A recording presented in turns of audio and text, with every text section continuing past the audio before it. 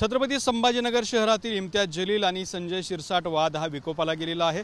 इम्तियाज जलील यांनी संजय शिरसाट यांच्यावरती भ्रष्टाचाराचे आरोप केल्यानंतर आंबेडकरी संघटनांनी इम्तियाज जलील यांच्यावरती अॅट्रॉसिटीचा गुन्हा दाखल केला होता। अॅट्रॉसिटीचा गुन्हा दाखल केल्यानंतर इम्तियाज जलील यांना अटक झाली नव्हती। इम्तियाज जलील यांना अटक करण्यात यावी या मागणीसाठी आंबेडकरी संघटनांच्या वतीने छत्रपती संभाजीनगर शहरामध्ये 23 तारखेला एक मोठा मोर्चा काढला जाणार आहे आणि याच मोर्चासाठी आपण बघू शकता की आंबेडकरी संघटनांच्या वतीने जोरदार बॅनरबाजी केली जाते आहे। आपल्या समोर हा असाच एक बॅनर आहे ज्यावरती हाताची मूठ आवळलेला एक क्रांतीची निशाणी दाखवणारा हात सुद्धा आपल्याला दाखवण्यात आलेला आहे। दुसऱ्या बाजूला डॉक्टर बाबासाहेब आंबेडकरांचा पुतळा सुद्धा त्या ठिकाणी लावण्यात आलेला आहे।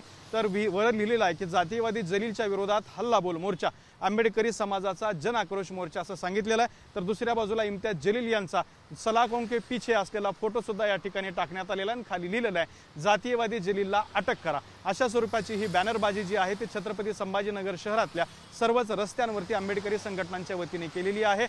जे काही महानगरपालिकेचे असतील किंवा खाजगी कंपन्यांचे असतील जे बॅनर आहेत त्या बॅनरच्या ठिकाणीच हे असे अधिकृतरित्या ही बॅनरबाजी सध्या करण्यात येत असल्याचं सुद्धा आपल्याला पाहायला मिळतंय। संपूर्ण शहरामध्ये शेकडो बॅनर जे आहेत ते आंबेडकरी चळवळ संघटनांच्या वतीने लावण्यात आलेली आहेत आणि मोर्चाला सहभागी मोर्चामध्ये सहभागी होण्याचं आव्हान जे आहे ते या सगळ्या आंबेडकरी संघटनांच्या वतीने केलं जात आहे आणि अशा पद्धतीने 23 तारखेला हा एक महत्त्वाचा आणि मोठा मोर्चा पार पडणार आहे। या मोर्चाला नक्की किती लोक सहभागी होतात हे पाहणं महत्त्वाचं ठरणार आहे। मात्र या मोर्चाच्या माध्यमातून इम्तियाज जलील आणि संजय शिरसाट हा वाद विकोपाला जात असल्याचं पाहायला मिळतंय।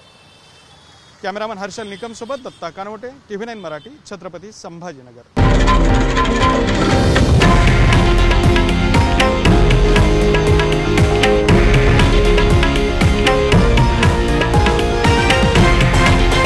हे आहे देशातील नंबर 1 न्यूज नेटवर्क आणि आपण पाहत आहात TV9 मराठी, एकमेव।